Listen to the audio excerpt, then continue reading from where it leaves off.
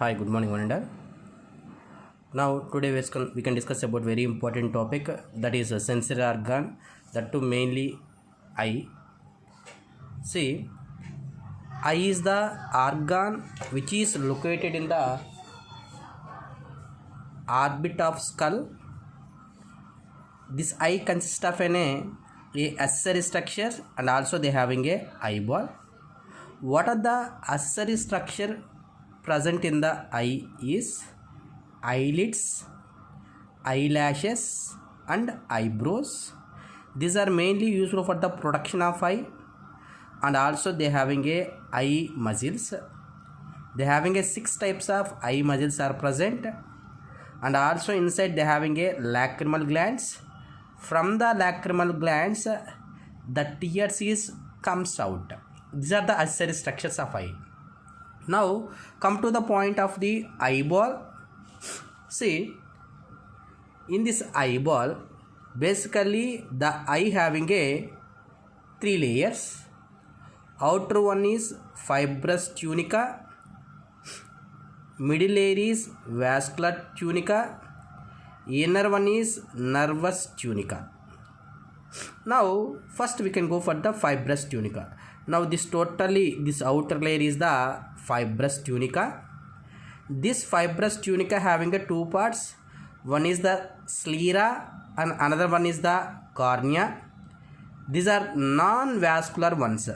Non-vascular means without blood supplying, that is called as a non-vascular ones. Now this fibrous tunica, this posterior part is called, this is the anterior, this posterior part is called as a sclera, white color part. When it is enter into the anterior part, this anterior part is called as a cornea. This part is called as a cornea. See, this cornea is covered by a thin membrane. That membrane is called as a conjunctiva.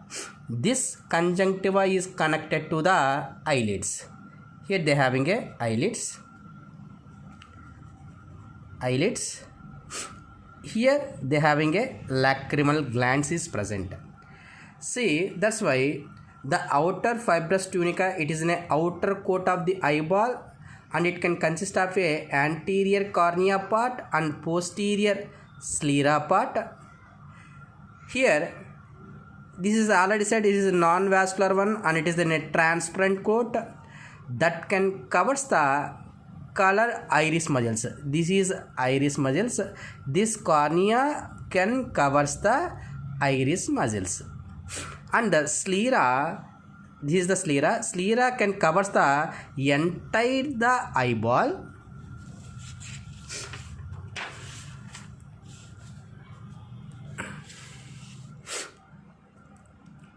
That's why sclera is the white of the eye. It can coats and covers the entire eyeball. This sclera can give shape to the eyeball. And then see, this one is the sclera. The junction of cornea and sclera. Here the canal, that is called as a canal of Schlemm. What is canal of Schlemm? The sclera, it means the junction of cornea and sclera. This junction is called as a canal of Schlemm. Then come to the middle layer, that is a vascular tunica. Vascular tunica is the middle layer of the eyeball, and it having 3 portions. One is the choroid layer, second one is the ciliary body, and third one is the iris muscles. See, choroid layer is a highly vascular, more amount of blood supplying is present, and it can look bluish in color. Now see, come to the point here. This is the second layer, that is the vascular tunica. This posterior one, see, this posterior one is called as a choroid layer, and it is the thin layer. When it is enter into the anterior side, they having a thick part is present. This thick part is called as a ciliary body. this ciliary body having a foldings, that is called as a ciliary process. Then from there it can extend by color muscles. This color muscles is called as a iris muscle. This muscles is called as what? Iris muscles. This ciliary body and ciliary process, between they having a lens. This ciliary body and ciliary process, it can holds the lens in a correct position. When it can holds the lens in a correct position, focal length also is correct. You know, regarding to in physics, a focal length 1 by f equal to 1 by v plus 1 by u. Here, if the focal length is correct, image formation is also correct. That's why for the correct formation of focal length and image is due to holding of the ciliary body and ciliary process. Now, this lens is covered by color muscles. That muscles is called as what? Iris muscles. Here, between the iris muscles, here they having a pore. This pore is called as a pupil. That's why length of the pupil is depend upon contraction of the iris muscles. When this iris muscles is contracted like this, the pupil length is decreases. When it is will be relaxed, the pupil length is increases. That is based upon entering of the light or fall onto the cornea, cornea to the pupil, pupil to the lens. Now, see, I already said this is the choroid layer. It is thin one. When it is enter into the anterior, this thick color part is called as a ciliary body. Now,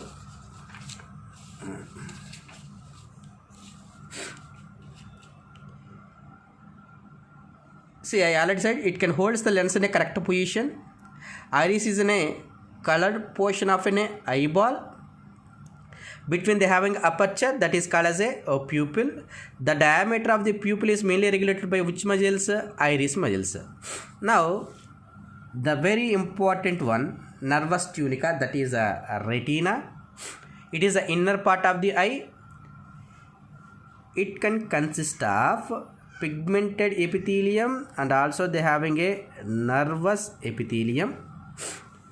Pigmented epithelium is a non-vascular one. Nervous epithelium is a vascular one. It means,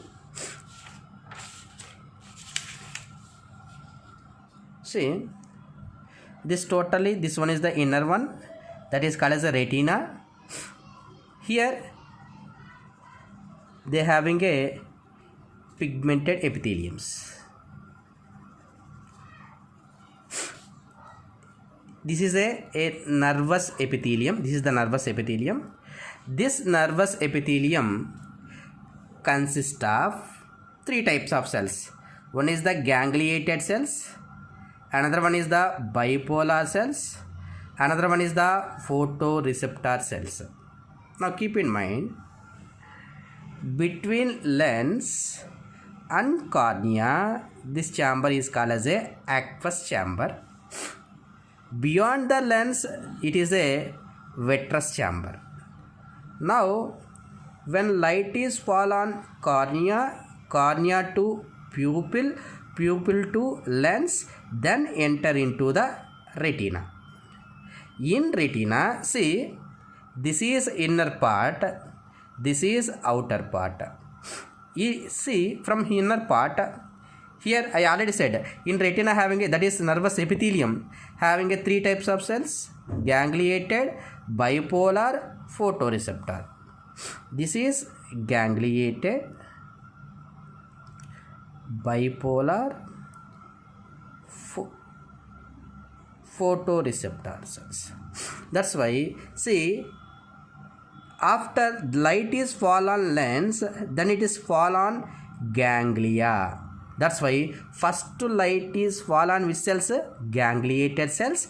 Gangliated cells to bipolar cells.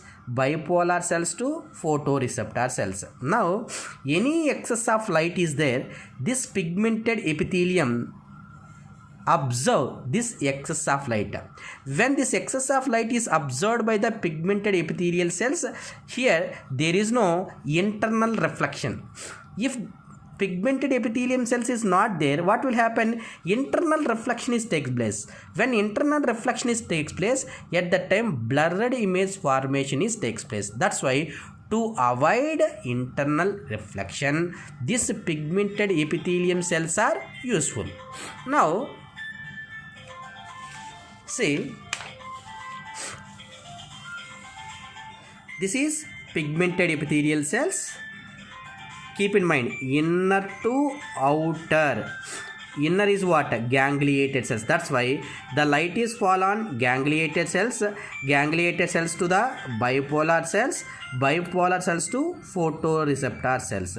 Here photoreceptor cells is two types. One is the rods, another one is the cones. Based upon their shape, that will be named as a rods and cones. That's why now they can give the statement, the light is passes through nerve cells. The statement is correct or not? See, the light is passed through nerve cells. Passed through nerve cells indicates ganglia means what? The group of nerve cells. That's why the light is first fall onto the ganglia, ganglia to the bipolar cells, bipolar cells to the photoreceptor cells. That is either rods and cones. Now, what is the use of the rods and cones? Now see here.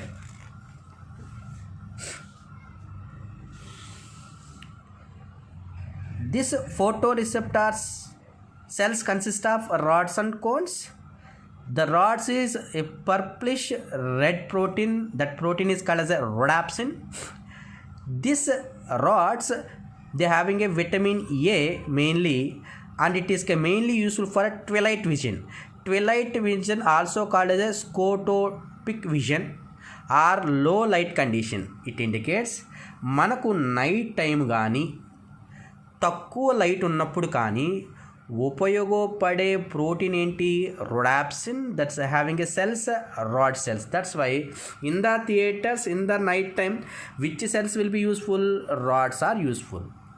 The cones, they having a iodopsin and they having a protein called photopsin. Here photo indicates light. When you are in day condition, when you having more intensity of light, at that time which cells will be useful? Cones are useful.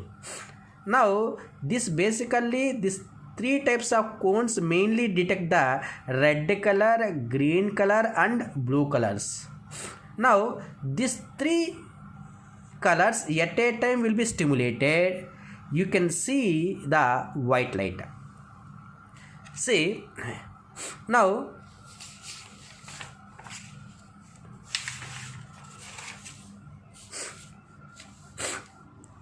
this is the posterior part of the eye.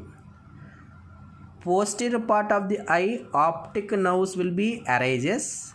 The statement, where optic nerves can leaves the eye, there the blood vessels is enter into the inside. In that area there is no rods, there is no cones. That spot is called as a blind spot. Lateral to the blind spot, they having a yellow color pigment will be there. That is called as a macula. In this macula they having a point depression, that is called as a fovea. This fovea only they having a cones, there is no rods. That's why more bright vision can be seen in the macula lutea. In macula lutea mainly seen in the fovea region. Okay, tomorrow class how this eye is working we will discuss.